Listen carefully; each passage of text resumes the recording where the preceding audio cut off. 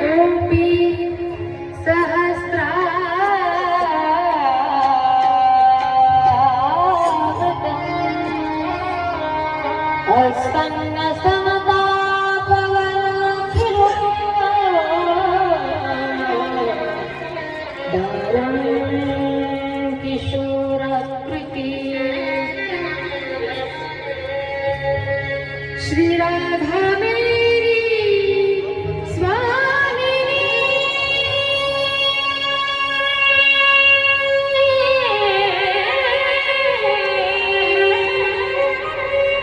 मेरा है तेरो दास, जन्म जन्म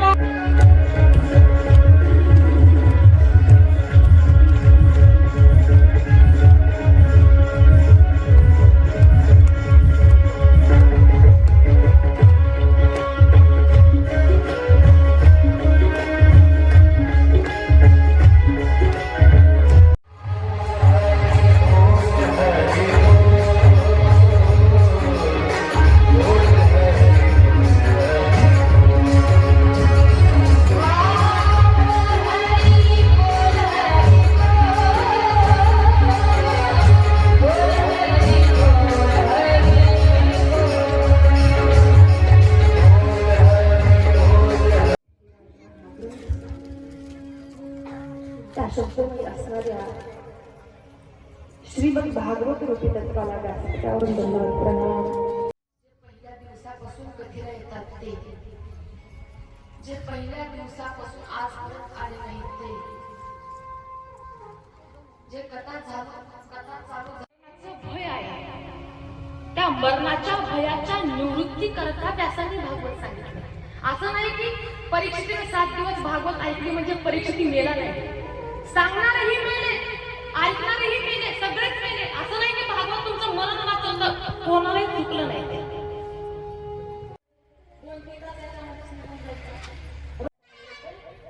एखादी हार्मोनियम घेऊन द्या, विनंती करून म्हणे आपण.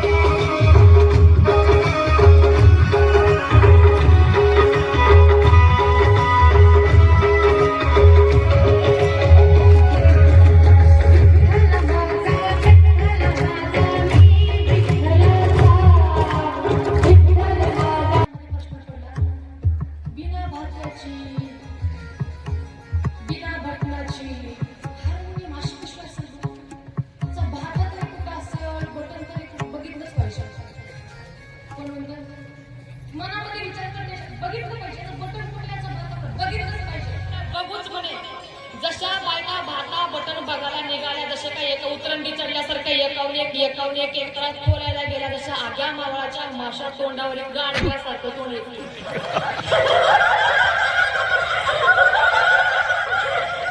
त्याला ऐकत नाही. चला मला सांगा, काल आपण कथेमध्ये काय ऐकलं? कारण मागचा आल्याशिवाय पुढे जाता येत नाही ना आपल्याला. बोला, प्रत्येकाने एक प्रश्न सांग, उत्तर सांगायचं. काय ऐकलं? हा, काय ऐकलं? परीक्षित हा, कृष्णाच्या अच्छा, कुंती ऐकली, कुंती माता ऐकली, उत्तर ऐकली. अजून वासुदेव. हा, वासुदेव कसं लक्षात राहिला बघा बरं. हा, वासुदेव. अजून हा,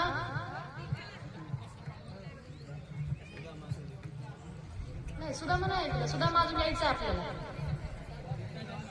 बायकांनी आनंद घेतला आणि काय काय बायका अशा नृत्य करत होत्या. अशा नृत्य करत होत्या. काय काय बायका स्वतः आवरण्यामध्येच व्यस्त होत्या. अशा पुन्हा घरी गेल्यावर जाऊन विचारत नाही, नसले असते बरं झालं असतं नाही. आरशा समोर जाऊ, नंद घरा नंद भयो. मी म्हणलं मंडपात, घरी नाही. इथं बसल्या पदारावर तर घरी गेल्यावर नाचायलाच पाहिजे होतं, लय जाणं नव्हता. आणि आरशा समोर जाऊन घरी भजन, नंद घरा नंद भयो जय कन्हैया लाल, नंद घरा नंद भयो. इथं घरी नाही. ते एक जण काल मला दीदी काल कथेमध्ये लईच मजा आली. मी म्हणलं मजा करायचं ठिकाण नाही, मजा करायची जागा वेगळी आहे. इथं कथा घेतात फक्त आनंद भेटतो म्हणलं. इथं मजा नाही, इथं आनंद आहे. मजा करायला जागा भरपूर आहे, इथं फक्त आनंद भेटतो. आनंद देणारे ठिकाण म्हणजे इथे. हा आनंद महोत्सव, या भगवंताच्या जन्माचा काल आपण आनंद घेतला. काल आमच्या दादांनी पाळणा म्हटला. आवडला का पाळणा? फार सुंदर गोड पाळणा गायला, भगवंताचं नामकरण केलं. काल नंदबाबा यशोदा, नंदबाबा समोर बसले कथा ऐकायला माझी. यशोदाबाई आहे का? कुठे दिसणार? हा, दिसलं. काल जन्म झाला, आज कथा ऐकायला बसले असते. काल भगवंताचं नामकरण आपण केलं, पाळणा म्हटला, आनंद घेतला काल. बरं मला सांगा, माझ्या पहिल्याच्या बायका, जुन्या आजी, पहिले तुम्ही पाळणा किती सुंदर म्हणायच्या बरं. काय त्या पाळण्यामध्ये गोड वासायचा, काय रस असायचा. मला सांगा, आताच्या बायकाला कसला पाळणा येतो का बरं? होय महिला मंडळ, येतो का पहिल्यासारखा पाळणा? आणि आताचा पाळणा ऐकायचा. आताचा पाळणा हो का नाही सांगा तुम्ही? हो म्हणता तर म्हणते. आत्ताच्या बायकाचा पाळणा बघा बरं. नवव्या मासी जन्माला आलं, जन्मताच ते पालक झालं, पालक घालून उद्दान केलं, जुबारा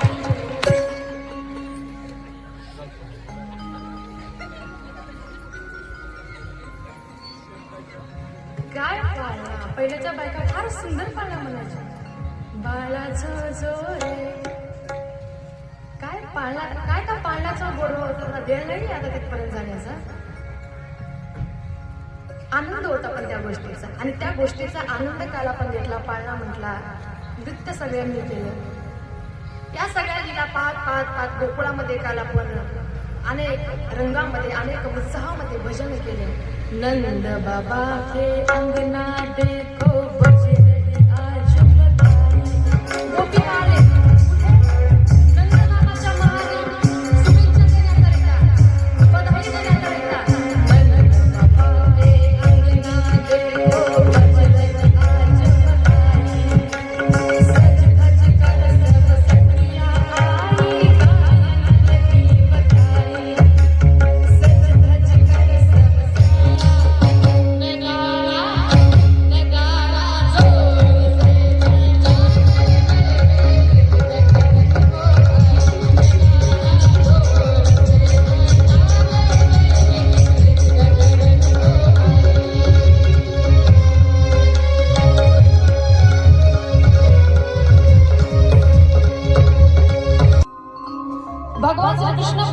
जन्माला आले याचा आनंद गगनात मावला. अशा सगळ्या गवळणी नंदबाबाच्या महाली का फक्त त्याच्या स्वरूपाला पाहायचं, दर्शन करायचं, परत यायचं. रोज गवळणीची यशोदा मैयाच्या दरवाजाला गर्दी असायची. सगळ्या गवळणी फक्त कृष्णाचं रूप पाहायला जायचे. पण एक गवळण होती 7 वर्षाची, ती रोज ध्यान ठेवायची. या सगळ्या गवळणी रोजच्या रोज नंदबाबाच्या महाली का बरं जात असतील बरं, प्रश्न पडायचा त्यांना. रोज मी बघते अशा ग्रुप करतात, 4-5 महिला एकत्र येतात, रोज नंदबाबाच्या महाली काय जातात, परत काय येतात, रोज जातात काय येतात, काय काय चाललंय काय नेमकं नंदबाबाच्या घरी. तिला रावलं नाही. ती म्हणे ताई तुला माहिती नाही का? म्हणे काय?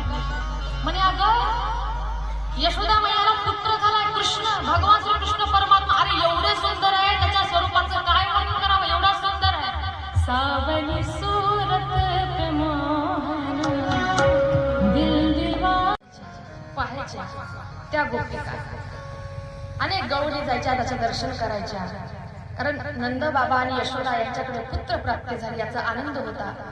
पण एके दिवशी नंद बाबा विचार करतात, म्हणे आपल्याला मथुरेला जायचंय, कंसाचा सरकारी कर भरून यायचंय. म्हणून नंद बाबा निघतात. पण जाण्या अगोदर नंद बाबांनी आपल्या अनुपस्थितीमध्ये संपूर्ण गोकुळाची रक्षणाची जबाबदारी बाल गोपाळांवरती दिली.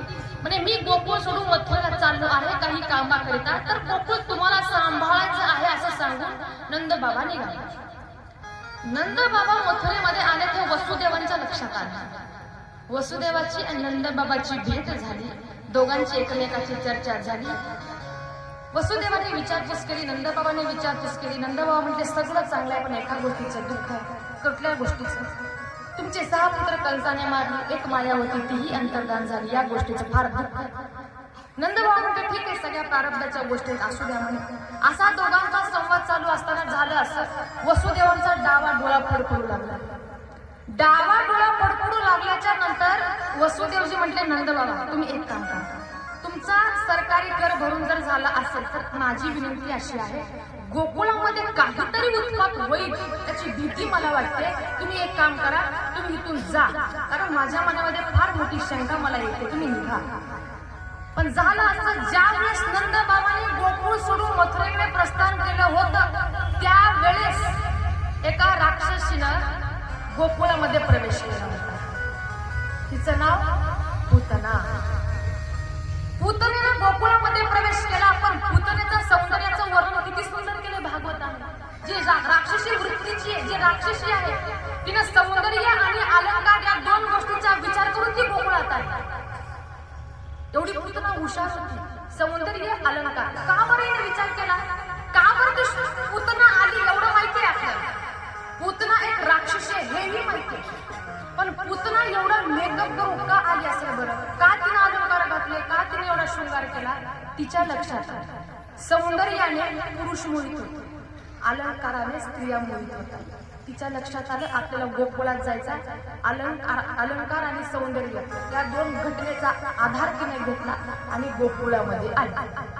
जशी गोकुळात आली, तिच्याकडे पाहिल्याच्या नंतर गोकुळातल्या बायकांना दिती आली असेल, आदिती आली असेल, कोणीतरी सर्वसामान्य स्त्री आली असं नाही वाटलं तिला. त्या पुतनेकडे पाहून गोकुळातल्या महिलांना असं वाटलं, बायकांना असं वाटलं की साक्षात लक्ष्मी देवी भगवंताचे चरण स्पर्श करण्याकरिता एवढा सुंदर मेकअप, एवढा सुंदर शृंगार करून ती आली. नाल्याबरोबर नेमकं कुठं आहे? नंदबाबाच्या महालासमोर. नंदबाबाच्या महालासमोर आली. यशोदा मैयाला आवाज दिला, अरे ओ यशोदा मैया. यशोदा मैया घरामध्ये कामामध्ये व्यस्त होते. ती म्हणजे कोण आहे या वेळेला मला आवाज द्यायला आली? परत आवाज दिला, यशोदा. यशोदा आली आणि पाहिलं अनुपरिचित व्यक्ती दिसते. ती म्हणजे मला ओळखलं नाही. ती म्हणे नाही माफ करा, कोण? म्हणजे मी तुझी बहीण. यशोदा विचार करू लागली, मला बहीण आहे आणि मला माहिती नाही, असं कसं काय होईल बरं? काय म्हणते? मला बहीण आहे आणि मला माहिती नाही, असं कसं काय होऊ शकतं? पुतना म्हणजे झालं असं, तुझा जन्म होण्या अगोदर माझं लग्न झालं आणि त्याच्यानंतर मला काय माहेर यायला जमलं नाही आणि आज मला कळलं की तुला पुत्र झाला, पुत्रप्राप्ती झाली तुला, हे मला कळालं म्हणून भेटण्याकरता इथपर्यंत आलं. यशोदेला प्रश्न पडला, जर माझ्या जन्मा अगोदर जरीचा विवाह झालाय तर दोघींचं वय कसं काय सेम आहे?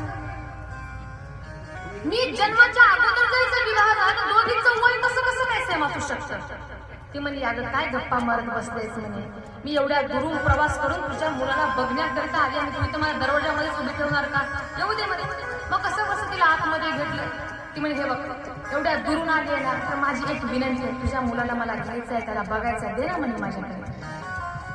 एकतर अनोळखी व्यक्तीच्या हातामध्ये कृष्णाला द्यायचं तिला पटलं, एकतर घरामध्ये नंदबाबा नाही. पण झालं असं, तिनं नुकतंच कारण सांगितलं. ती म्हणली मला माहिती आहे तुम्ही फार दुरून आलात, फार मोठा प्रवास करून आलात, मी दिलं असतं पण नुकतंच सांगितलं झोपलाय. कारण सांगितलं दिलं असतं म्हणे पण तो झोपलाय. आता हे सगळं बोलणं कोण ऐकत होतं? पाळण्यामध्ये झोपून तो ऐकत होता. तो म्हणला मैया अगं ती स्वतःहून मरायला आली तर मरू दे ना, तू कशाला अडवतेस? मी कृष्ण रडायला चालू केला. असा रडायला चालू केला. पुतना म्हणे तो बघ तो उठला, दे म्हणे त्याला. यशोदेचाही नळविलाप झाला. यशोदेने भगवंताला उचललं, तिच्या मांडीवरती दिलं. जसं मांडीवरती दिलं भगवंताने पुतण्याच्या मांडीवर झोपल्याबरोबर क्षणभर डोळे बंद केले आणि तिचा उद्धार झाला. तर शास्त्र असं सांगतं भगवंतांनी पुतण्याच्या मांडीवर झोपल्याबरोबर क्षणभर डोळे बंद का केले असतील? बरं का बंद केले असतील? काही संतांचा भाव असं सांगितलाय भगवान परमात्मा पुतण्याच्या मांडीवर झोपल्याबरोबर विचार करत होते पुतण्याने या जन्मामध्ये काय साधना भजन तप धर्म काय केला नाही, पूर्वजन्मामध्ये ना काय पुण्य केले का बघितलं पाहिजे. याच्याकरता कृष्णाने क्षणभर डोळे बंद केले. काही संतांनी असा भाव सांगितला भगवंतांनी क्षणभर डोळे बंद का केले पुतण्याच्या मांडीवरती असताना? कृष्ण विचार करतो ही आपल्याला मारण्याकरिता आपल्या स्थानामध्ये विष घेऊन आली. मग विष पचवण्याचा अभ्यास आपल्याला नाही, त्याचा अभ्यास कोणाला? भोले बाबा. क्षणभर डोळे बंद करून भगवान परमात्मा भोले बाबांचं स्मरण करत होते, तुम्ही या आणि हे विष प्राशन करा. एका संतांनी भाव सांगितला भगवंतांनी क्षणभर डोळे बंद का केले याचं कारण तिसरं असं आहे कृष्ण विचार करतो ही आपल्याला मारण्याकरता स्तनामध्ये विष घेऊन आली, दूध घेऊन आली. मग अगोदरीचं विष घ्यायचं, काहीचा प्राण घ्यायचा, काहीचं दूध घ्यायचं. 3 गोष्टी घ्यायच्या आपल्याला. मग अगोदरीचं विष घ्यायचं, हिचा प्राण घ्यायचा, काहीचं दूध घ्यायचं. या 3 गोष्टीचा नेमका क्रम कसा लावायचा म्हणून कृष्णाने डोळे बंद केले. आणि अंत तो गत्वा. लोक म्हणतात कृष्णाने डोळे का बंद केले असतील? बरं एक सांगू, जर कृष्णाने डोळे बंद केले नसते भगवंताने जर पुतळेला पाहिलं असतं तर पाहिल्याबरोबरच तिला मुक्ती प्राप्त झाली असते. ती आपली नजर नाही, ती कृष्णाची नजर आहे. ती साधारण नजर नाहीये. आपली नजर माहितीये कशी, बघितल्याबरोबर लोकाला लागते. ती आपली नजर नाही. हा बघा तुम्ही एखाद्याने बंगला बांधावा, आपण म्हणावं काय सुंदर बंगला बांधला, अख्ख्या गावाला लुटून बांधले त्याने. आपली नजर. मला सांगा आपल्याच्याने जर होत नसेल तर लोकांना नाव ठेवू नये, मला असं वाटतं. होय आई मला सांगा, जर एखादी भाजी आपल्याला जमत नसेल नाव ठेवण्याचं काय गरज आहे? बरोबर आहे का चुकीचं? जमत नसेल तर नाव ठेवण्याचं कारण काय?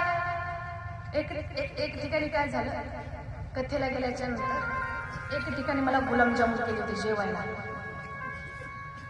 बरं त्याची साईज केवढी माहिती आहे तुम्हाला? बोराची आठवणी माहिती का? बोराची आठवणी. अख्खे 4 गुलाबजामुन तसले माझ्या वाटीत वाढले होते. अख्खे 4. आणि त्या अशा पाकामध्ये पोहत होते. कोण? गुलाबजामुन. मी नाही गुलाबजामुन. मग मी काय केलं, ती वाटी अशी बाजूला काढून ठेवली. तर ताईने विचारले दीदी शुगर आहे तुम्हाला? मी म्हणलं नाही. वाटी का काढली? मी मला एवढ्यात माझं भागत नाही.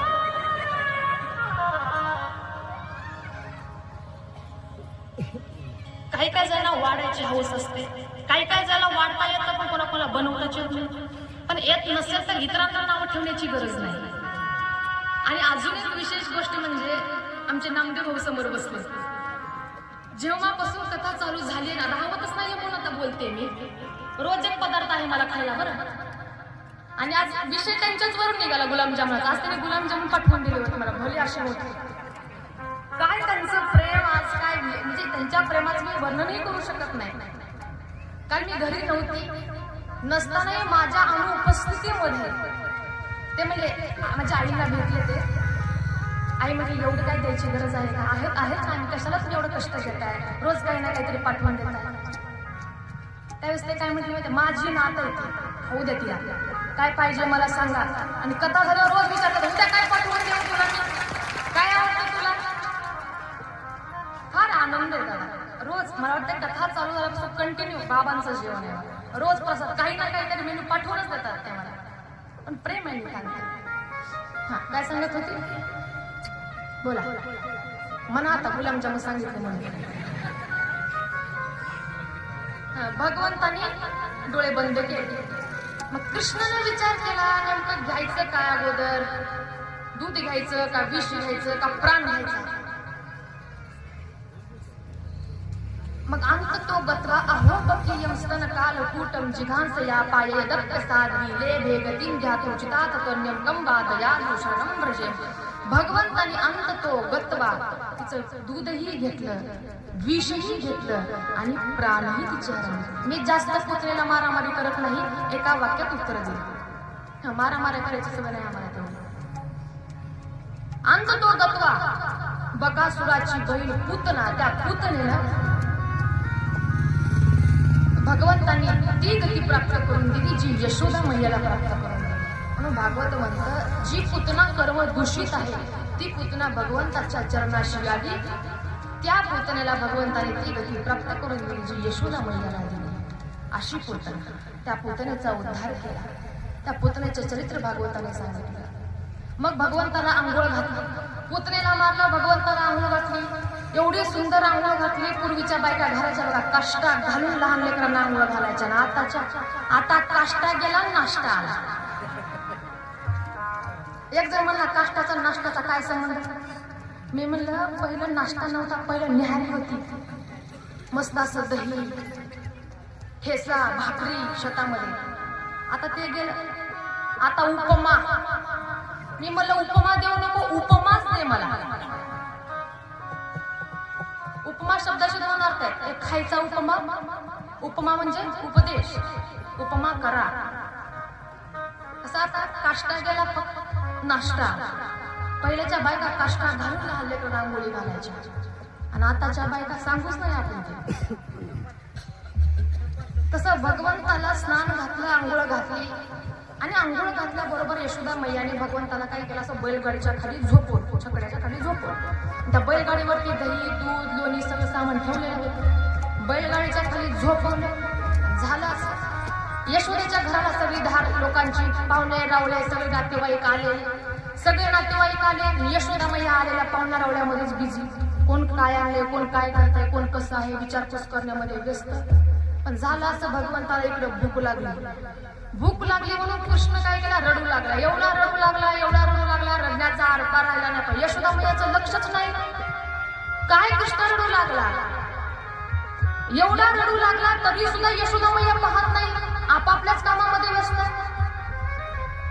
रडते माझे बाळ तान्हे समजावी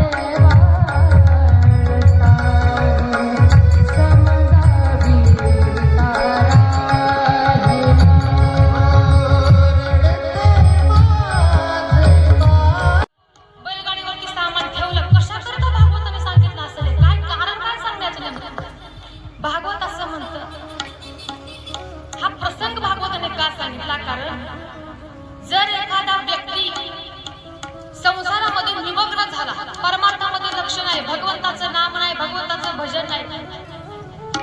भगवान परमात्मा आपण बदलतो, तो नाही बदलत. तो अखंड सुंदर आहे, निरंतर सुंदर आहे तो कृष्ण. तरी मंद मंद मुस्कनिया पे बलिहार सावरे, तो फार सुंदर आहे दादा. पण भगवंताच्या स्वरूपाकडे पाहिल्याबरोबर गर्गमुनीला समाधी लागली. त्या स्वरूपाकडे पाहिलं, इतकं सुंदर स्वरूप ते. सावळे सुंदर रूप मनोहर, सावळे सुंदर रूप मनोहर, राहो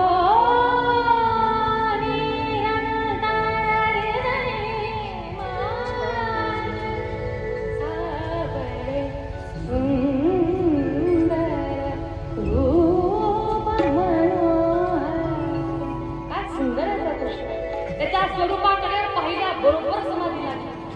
नंदबाबांनी हालवलं म्हणे, ओ तुम्हाला नामकरण करण्याकरता बोलले, का समाधी लावून बसलाय तिथं तुम्ही, उघडा डोळे तुमचे. एवढं सुंदर स्वरूप त्याचं. गर्गमुनी म्हणले, मी पहिल्यांदा बलराम दादांचं नामकरण करणार. नाव सांगितलं बलराम. का बलराम सांगितलं? हा अत्यंत शक्तिशाली असेल, अत्यंत बलवान असेल, म्हणून याचं नाम बलराम. यशोदा मैया काय म्हटलं पटकन, आणि बस कर आता, माझ्या लालाचं नाव ठेवा ना.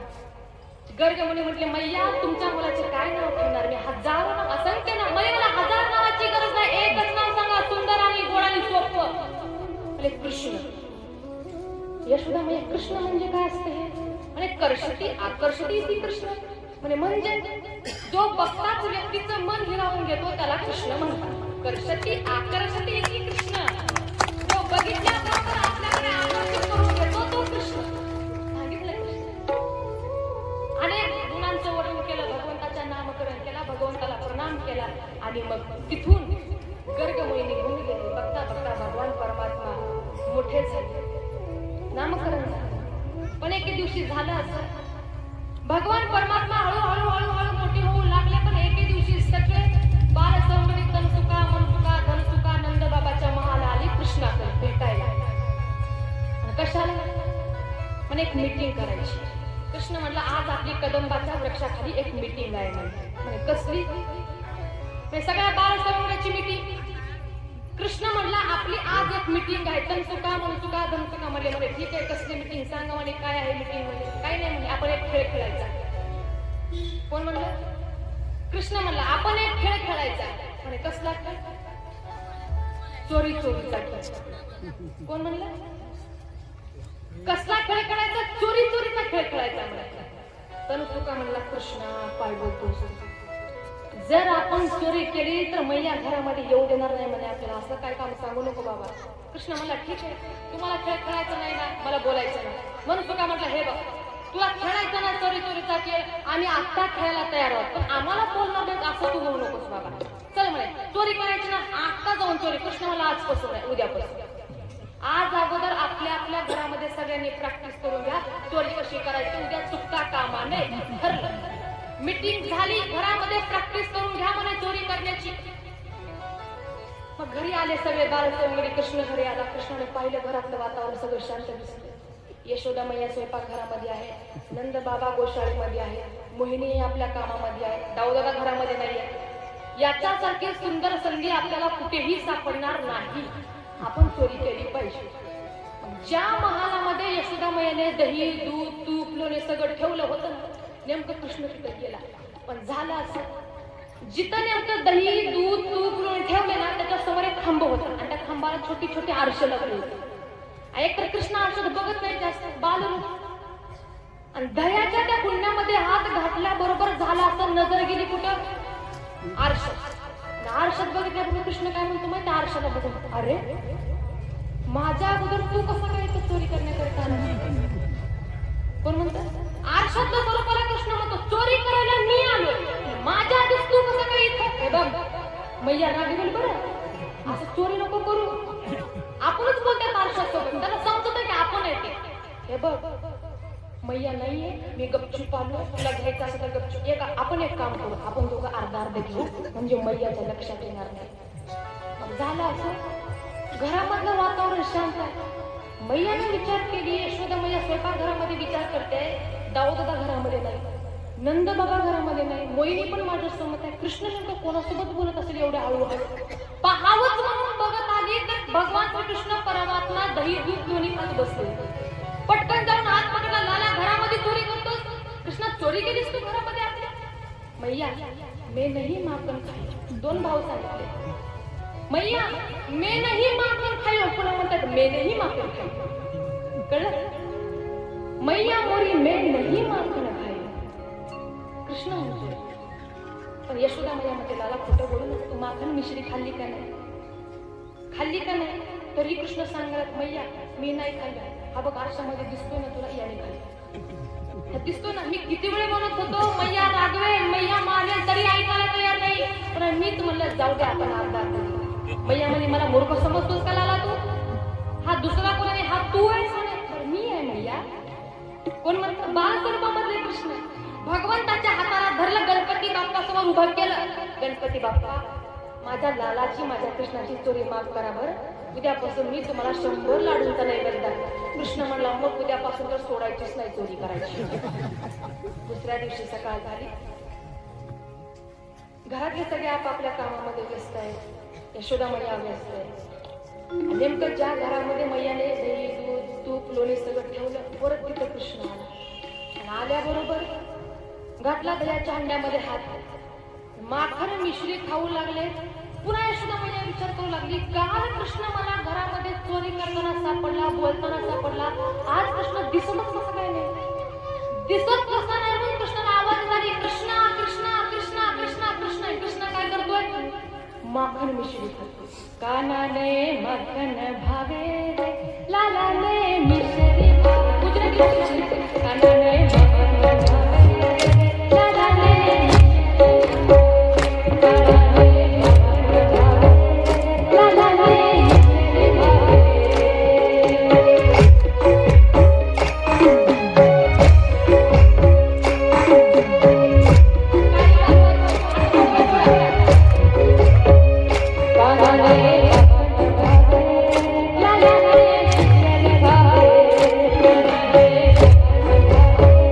la la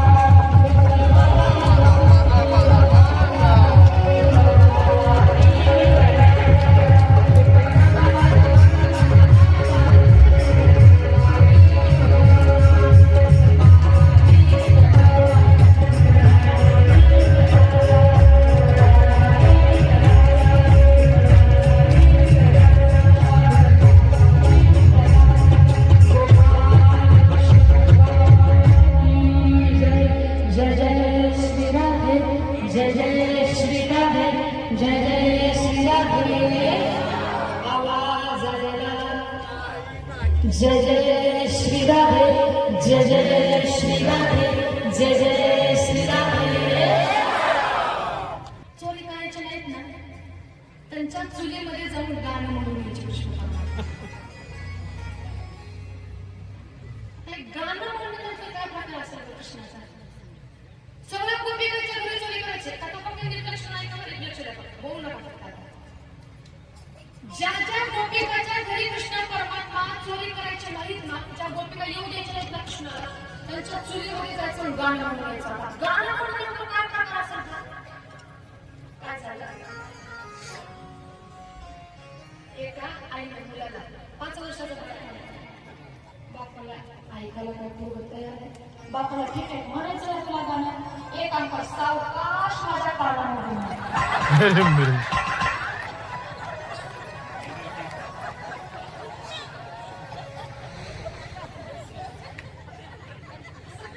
कृष्ण काय करत आहे ज्या गोपिकांच्या घरी चोरी करायचं त्यांच्या चुलीमध्ये जाऊन गाणं म्हणून यायचं असा हा कृष्ण होता आणि अशा कोण्या केल्या त्याने अनेक लीला केल्या भागवतामध्ये भगवंताने माती खाली म्हणून दिला एक बाई मला म्हटली काही आमचा मुलगा रोजच माती खातो मी म्हणलं हॉस्पिटलला घेऊन जातो कृष्ण नाही होत आहे पण एक सांग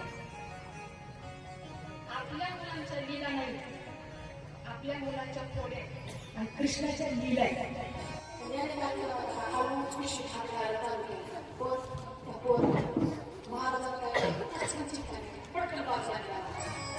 बरकासाचा बाज बनेगा खरंच 5 मिनिटं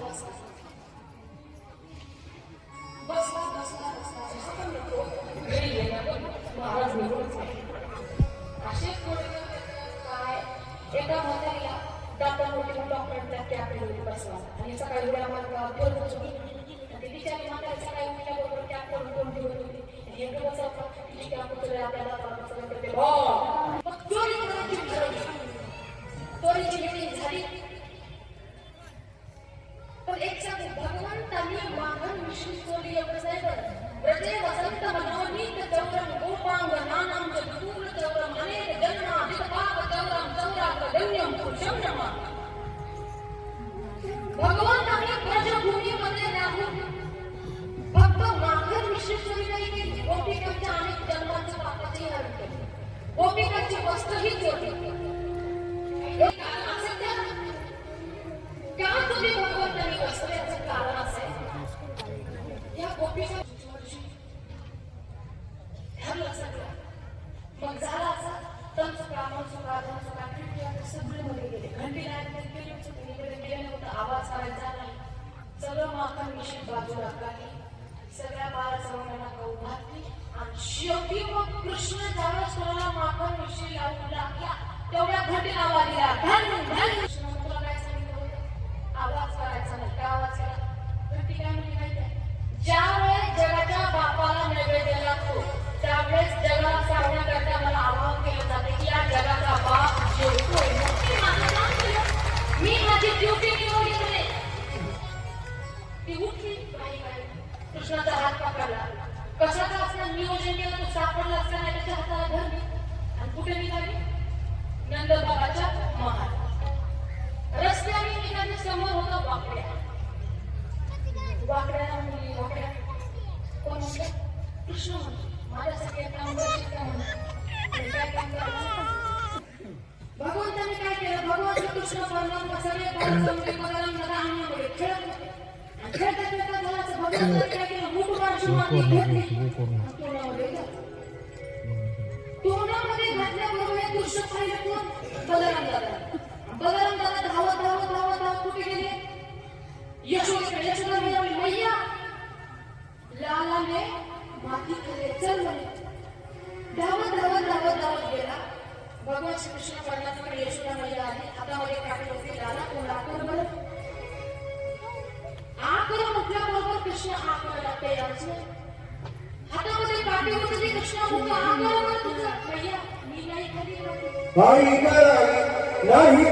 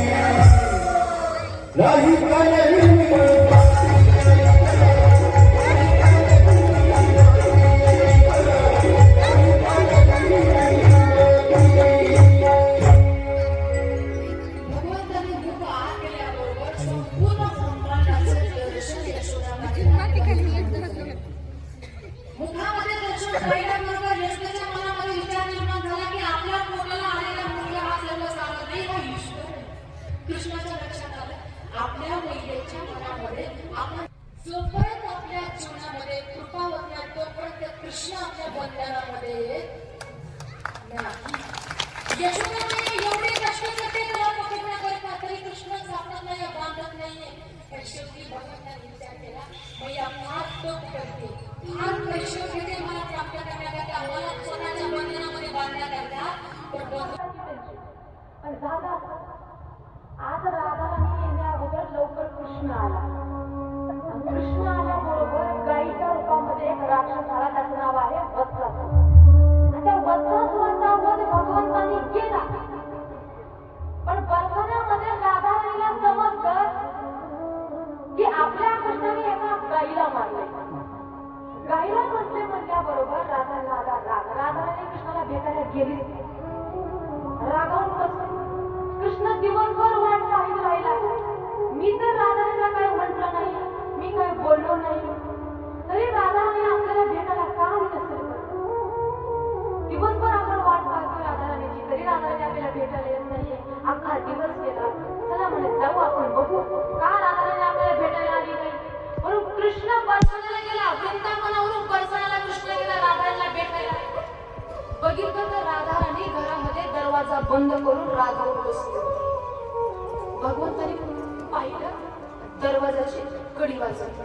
म्हणे राधाजी, म्हणे लाडली प्रियाजू.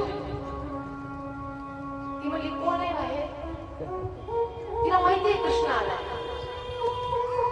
कृष्णाने सांगितलं मी तुझा कृष्ण आला तुला भेटण्याकरिता. राधाला माहितीये कृष्ण, पण रागावून गेला. पण कृष्ण शब्दाचा अर्थ काय काढला? बंदर. म्हणे एका माकडाचं माझ्या दरवाजावरती काय काम आहे? म्हणे माकडाचं काम कुठे वनामध्ये, आणि माझ्या दरवाजावरती माकड कशाला आलाय? म्हणे कृष्ण म्हणला अगं मी माकड नाहीये, तुझा हरी आहे. हरी हरी परमात्मा आहे. हरी शब्दाचा परत अर्थ काय काढला? म्हणे काळा बंदर, काळं माकड. काळ्या माकडाचं माझ्या दरवाजावर काय काम आहे? म्हणे जा म्हणे वनामध्ये जा, फुलं फुलं खा. इकडे काय काम आहे तुझं? म्हणे इथं. कृष्ण परिचय देऊन देऊन थकून गेला. राधाराणी काय मानायला तयार नाही. परत कृष्ण म्हणला अगं मी जगतपाल आहे, जगतपाल. आता तरी पण अगं लाडली, हे प्रियाजू, हे किशोरीजी, मी आता जगतपाल शब्दाचा परत अर्थ चुकीचा काढला राधाराणी. म्हणजे चौकीदार, चौकीदाराचं काम माझ्या दरवाजावरती. अरे मी समर्थ आहे माझं रक्षण करण्याकरता, मला कुठल्या चौकीदाराची गरज नाही, जा म्हणे. कृष्ण दिवसभर रात्रभर परिचय देऊन देऊन थकून गेला. परत कृष्णाला सकाळ झाली. इकडून कृष्ण परमात्मा हजारो गायींना घेऊन यमुनेच्या किनारी आले. इकडून बरसाण्यावरून राधाराणी, ललिता, विशाखा, चित्रलेखा सगळ्या गवळणीला मैत्रिणींना सोबत घेऊन आली. आणि राधाराणी आल्याबरोबर कृष्ण परमात्मा राधाराणीच्या जवळ जाऊ लागले. आणि जसे कृष्ण जवळ गेला राधाराणी म्हटली दूर दूर हो म्हणे, दूर हो. कृष्ण म्हटलं का काय झालं? मी तर काही म्हटलं नाही तरी तुम्ही माझ्यावरती रागवल्या. राधाराणी म्हटली कसं नाही, तू छली आहेस म्हणे. तू एका गाईला मारलास. गाईला मारल्या व्यक्तीला मी बोलू शकत नाही कृष्ण मला मार. कृष्ण म्हटला गाईला मार. गाईला मारलं नाही, गाईच्या रूपामध्ये आलेल्या राक्षसाला मारलं. राधाराणी म्हटली शेवटी गायच होते, मारलाच आहे, मला बोलू नको. राधाराणी पुढे, कृष्ण मार. राधाराणी ऐकायलाच तयार नाही, बोलायलाच तयार नाही. कृष्ण सतत पाठीमागे धावतोय. राधाराणी मान जावना, सुनो आली, बोलो ना मुझे, बात करो ना मुझसे, कुछ तो बोलो. 2 दिन से आप मुझसे बात नहीं कर रही, बोलो ना, बोलो, कुछ तो बात करो मेरे से. राधाराणी बोलच नाही. मग राधाराणीच्या मैत्रिणी होत्या ललिता, विशाखा, चित्रलेखा. चित्रलेखा काय म्हटली माहितीये? राधाराणी केव्हापासून कृष्ण तुझ्या पाठीमागे लागलाय, बोल बोल, तरी बोलत नाहीयेस ना, बोल ना, काय म्हणतोय बघ ना. मग मैत्रिणींच्या सांगण्यावरून राधाराणी कृष्णाला बोलली, पण एक अट आहे. कसली अट? म्हणजे एक काम, एक कुंड निर्माण कर, त्या कुंडामध्ये स्नान कर, मग मी तुला माझ्या जवळ. मग भगवंताने एक ठोकर मागे कुंड निर्माण केलं, त्याचं नाव आहे श्यामकुंड. त्या श्यामकुंडामध्ये स्नान केलं. स्नान करून जसा कृष्ण राधाराणीच्या जवळ गेला, राधाराणी म्हणते दूर मध्ये दूर हो कर. कृष्ण म्हणतो आता काय झालं? स्नान करायला सांगितलं, स्नान केलं. कुंड निर्माण करून स्नान केलं तरी तू जवळ घेत नाहीस म्हणे. राधाराणी तू छली आहेस, तुझ्या कामावर विश्वास नाही करत म्हणे. मग मी एक कुंड निर्माण करतो, त्या कुंडामध्ये स्नान कर, मग तुला मी जवळ. मग राधाने कुंड निर्माण केलं, त्याचं नाव आहे राधा कुंड. त्या राधा कुंडामध्ये भगवंतांनी स्नान केलं आणि मग राधाराणी कृष्णाला जवळ घेतलं. आजही वृंदावनला गेला तर हे या दोन्ही कुंडाचं दर्शन होतं. हे राधा कुंड आणि श्यामकुंड हे स्वतः राधाराणीनं आणि कृष्णाने बनवलेलं आहे. श्यामकुंड, राधाकुंड आजही तिथे दिलं आहे. आजही दर्शन तुम्हाला करायला भेटते. श्यामकुंड आणि राधाकुंड, ते राधाकुंड आणि श्यामकुंड भगवंतांनी प्रगट केलेलं कुंड आहे. अशा लीला भगवान श्रीकृष्ण परमात्मा आणि वृंदावन फार आगळे झाला. वृंदावन एक सुंदर जोडी असं म्हटलंय. वृंदावन सांगतामध्ये सांगितलंय वृंदावनाचं पाठ. पण एक सांगू, वृंदावन जायचंय हे साधारण बुद्धी विचार करू शकत नाही. आपल्याला जर जायचं असेल तर आपण नाही जाऊ शकत. तिथून बोलावा यावं लागतं, राधाराणीला बोलवावं लागतं, त्यावेळेस आपण तिथं पोहोचू शकतो. कारण आम्ही ज्यावेळेस शिकायला होतो ना, राहायचो आणि कधीतरी घरची आठवण आली की गावाकडे यायचं म्हटलं ना, तर तिथे काय म्हणायचं माहिती, तुमचं पुण्य संपलं म्हणे, जा तुम्ही गावाकडे. एवढं वाईट वाटायचं. त्यांनी सांगितलं तुमचं पुण्य संपलं म्हणजे तुम्ही जा गावाकडे. आणि तिकडून येताना असं वाटायचं की राधाने कधी बोलवते. कारण जोपर्यंत राधा कृपा होत नाही तोपर्यंत वृंदावन प्राप्त होत नाही. माझ्या जीवनाचा वैयक्तिक अनुभव आहे. वैयक्तिक अनुभव सांगायचा म्हटलं तर 2014 पासून मला वृंदावनला जायचं. 2014 स्वामीजींनी 2014ला माझं भजन ऐकल्याच्या नंतर सांगितलं होतं की हिला आपण भागवत शिकवायची. तेव्हापासून डोक्यात होते की वृंदावनला जायचंय. पण वृंदावनला राधाराणीनं 2020 एंडिंगला बोलवलं. जोपर्यंत ती बोलवत नाही ना तोपर्यंत नाही जाऊ शकत आपण तिथे. आणि ती कोणी साधारण नाहीये. मध्ये 5 ते 6 वर्ष किंवा वृंदावनाचं भजन गायलं, राधाराणीचं स्मरण केलं, त्यावेळेस कुठे वृंदावन प्राप्त झालं. हे मी नाही, कृष्ण म्हणतो. ज्यावेळेस कृष्णाने वृंदावन सोडून मथुरेला कृष्ण गेला ना, उद्धव गोपी संवादामध्ये चर्चा यायची. उद्धवांना ज्यावेळेस गोपीकडनं संदेश पाठवायचा होता त्यावेळेस त्या संदेशामध्ये कृष्ण सांगत होता, कोणाला? उद्धवजींना, कृष्ण मथुरेहून गोकुळाकडे जाताना माझा एक संदेश राधाराणीच्या चरणाला असा दे, जोपर्यंत राधा कृपा होत नाही तोपर्यंत कृष्ण मथुरेतून वृंदावनात येऊ शकत नाही. कृष्ण म्हणत होता आपल्यासारख्यांचं काय बोला. वृंदावन सोडून कृष्ण मथुरेला गेला होता. त्यावेळेस कृष्ण म्हणतो, जोपर्यंत माझा असा काय अपराध झाला होता, असं काय पाप झालं होतं की वृंदावनाच्या बाहेर येऊन मला मथुरेला राहावं लागलं. जोपर्यंत राधा कृपा माझ्या जीवनामध्ये होत नाही तोपर्यंत मी वृंदावनला येऊ शकत नाही. जर कृष्ण परमात्मा असं म्हणत असते तर तुमच्यासारख्या माझ्यासारख्या सर्वसामान्य जीवाचा काय विचार केला? अलौकिक भूमी आहे. अलौकिक म्हणजे त्या प्रेमभूमीचं वृंदावन एक प्रेम आहे. मी 2 दिवसापूर्वी भजन म्हटलं होतं, संपूर्ण ब्रह्मांड ब्रह्माजीने निर्माण केलंय. पण वृंदावन राधाराणीच्या हृदयातून प्रगट झाले. श्यामा हृदय कमल सो प्रगट्यो, श्याम हृदय को भावे. बघा कसा म्हणतो आम्हाला, श्यामा हृदय कमल सो प्रगट्यो, श्याम हृदय को भावे. वृंदावन प्यारा वृंदावन. समस्त ब्रह्मांड ब्रह्माजीने बनवले, पण फक्त वृंदावन श्री राधाराणीच्या हृदयाने प्रगट केले. तेवढ्या विरहामध्ये ज्यावेळेस भगवान श्रीकृष्ण परमात्मा राधाराणीला सोडून मथुरेला गेले, 100 वर्षाच्या कालावधीमध्ये राधाराणीने वृंदावन नाही सोडलं. भगवान श्रीकृष्ण परमात्मा द्वारकेला कुरुक्षेत्रावरती ब्रजवासी द्वारिका मिलन कथा सांगितली गेली. त्यावेळेस ना द्वारकावासियांना माहिती होतं कृष्ण येतोय, ना ब्रजवासियांना माहिती होतं द्वारका लोक कुरुक्षेत्रावरती येतात. अचानक मिलन झालं तिथं. पण त्या अचानक भेटीमध्ये ज्यावेळेस राधाराणी 100 वर्षानं कृष्णाला भेटली, त्यावेळेस कृष्ण काय म्हटलं माहिती? राधाराणी, माझी इच्छा तुम्ही द्वारकेला यावं, तुमच्या चरणाची धूळ माझ्या द्वारका नगरला लागेल. त्यावेळेस राधाराणी काय म्हटली माहिती? तुम्ही गेल्याच्या नंतर तुमच्या विरहामध्ये, तुमच्या दुःखामध्ये, तुमच्या आठवणीमध्ये मला जर कोण सांभाळला असेल तर ते फक्त माझ्या वृंदावनाने सांभाळले. मी वृंदावनाची भूमी सोडून कुठेही येऊ शकत नाही. म्हणून राधाराणी अजूनही तिथे निवास करते. म्हणून वृंदावनामध्ये प्रत्येकाच्या मुखात फक्त राधे राधे असतात, फक्त राधे राधे असतात. साधारण नाहीये वृंदावन. वृंदावन एक सुंदर जोडी अलौकिक गोष्टी झाल्या तिथं.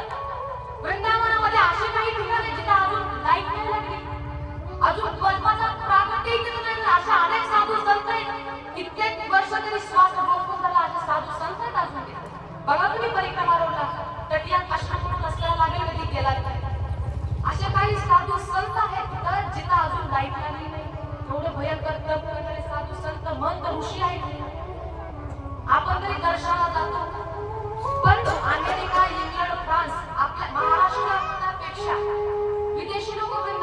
राहतात. करोडो प्रॉपर्टीवाले असे काही लोक आहेत, तो अनुभव आम्ही घेतलाय. कारण पाठाला जाते वेळी अमेरिकेच्या काही मुली असायच्या, त्या काही ना अभ्यास नाही करायच्या, फक्त पाठावर येऊन बसायच्या. आम्हाला प्रश्न पडायचा, या एवढ्या रोज नित्य नियमाने पाठाला येतात, बऱ्यांचं काय ध्येय नसतं, भागवत शिकायचं नसतं, आपल्याला हे करायचं नसतं, पण आम्हाला राहावायचं नाही. प्रश्न आम्ही विचारला होता त्यांना की तुम्ही एवढे वर्षाला वृंदावनाला राहता, आमच्या आधीपासून राहता, रोज पाठाला येता, बरं भागवतही वाचत नाही तुम्ही, मग येता कशाला नाही? काही नाही, फक्त वृंदावन वास करायला येतात, फक्त ब्रजवास. काही नाही, जीवनाचं कुठलं ध्येय नाही, एकच ध्येय, फक्त ब्रजवास. वृंदावनामध्ये असे काही लोक आहेत ज्यांनी सगळं सोडले, फक्त वृंदावनात राधाराणीच्या आधाराने राहायचंय, एवढंच ध्येय आहे. असे काही लोक आहेत. कोणी फक्त दर्शनाकरिता जातं, कोणी फक्त वृंदावन वास करायचंय म्हणून जातं, कोणी फक्त ब्रजवास करायचंय म्हणून जातं, कोणी फक्त परिक्रमा करायचंय म्हणून जातं. वृंदावन अलौकिक आहे, लौकिक नाही. काय बोलायचं? प्रेम नगर की गेली है नगरिया, प्रेम नगर की गेली है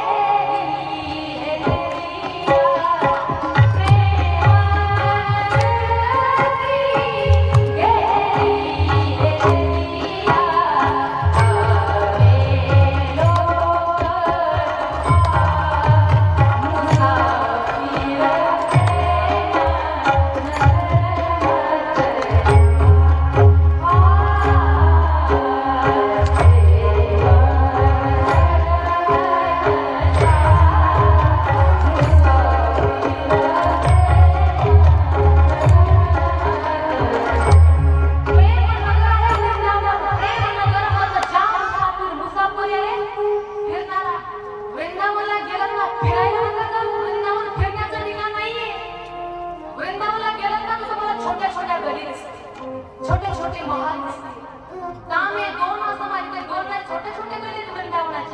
वृंदावन बघण्याच्या दृष्टिकोनातून जाऊ नका, वृंदावन अनुभवण्याच्या दृष्टिकोनातून जा.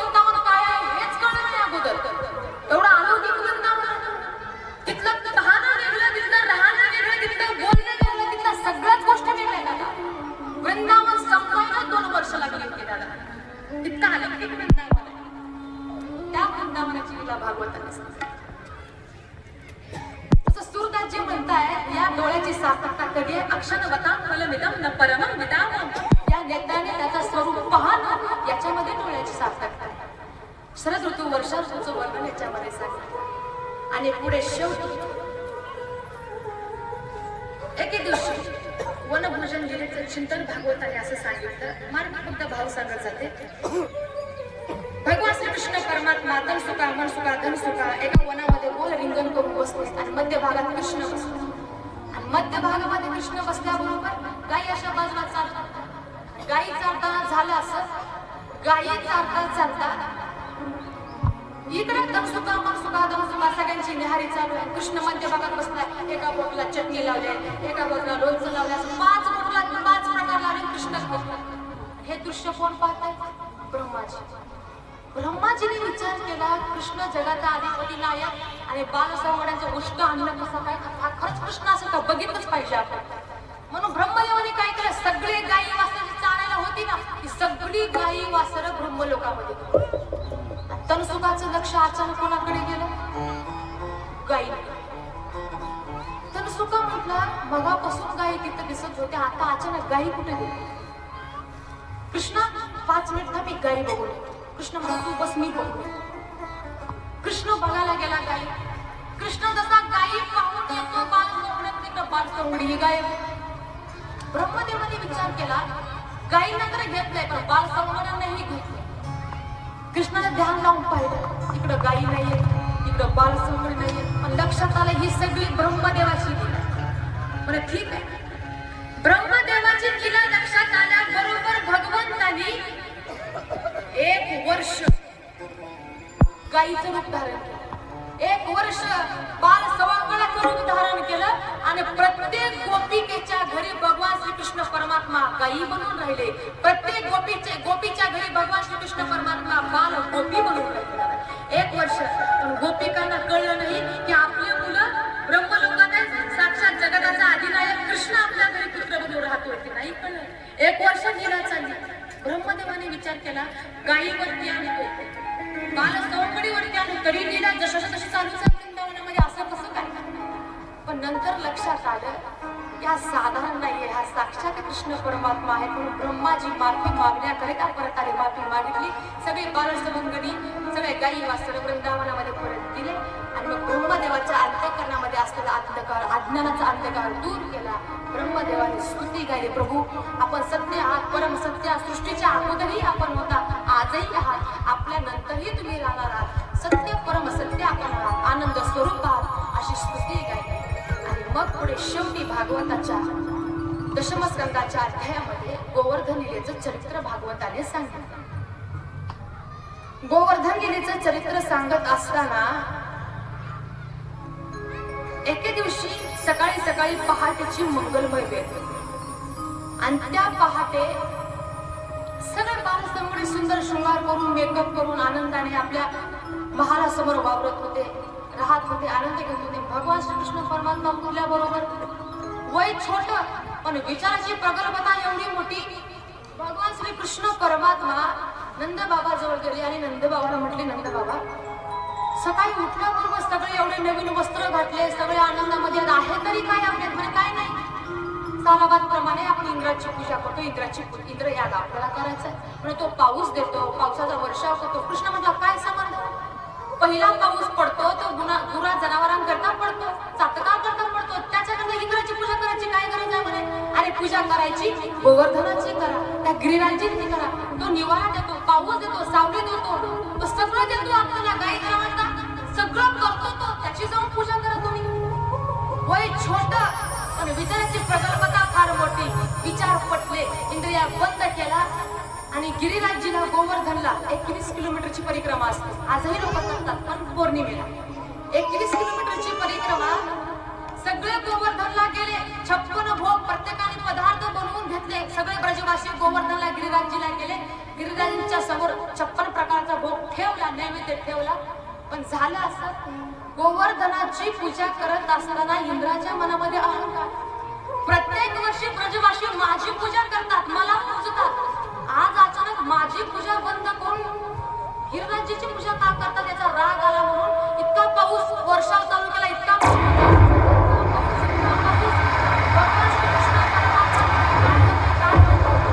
सगळं ब्रजवासी घाबरले. एवढा पाऊस पर्वत असा आपल्या करंगळीवरती उचलला. जसा पर्वत करंगळीवरती उचलला सगळे बालसंवडी आपापल्या काटेगोर खाली थांबले. 7 दिवस भगवंताने आपल्या करंगळीवरती गोवर्धन पर्वत उभा केला. पण तर सुद्धा काय म्हणला माहिती? आम्ही काट्या धरल्यात कृष्णा, तुझा हात खाली घे म्हणे थोडा. काय म्हटलं तर सुद्धा? कृष्णा अरे 6 दिवस झाले, 7वा दिवस आहे, किती दिवस झाले तू धरलाय, तुझा हात दुखत असेल, थोडी करंगळी खाली घे. आम्ही धरले ना मग. कृष्णा मला नक्की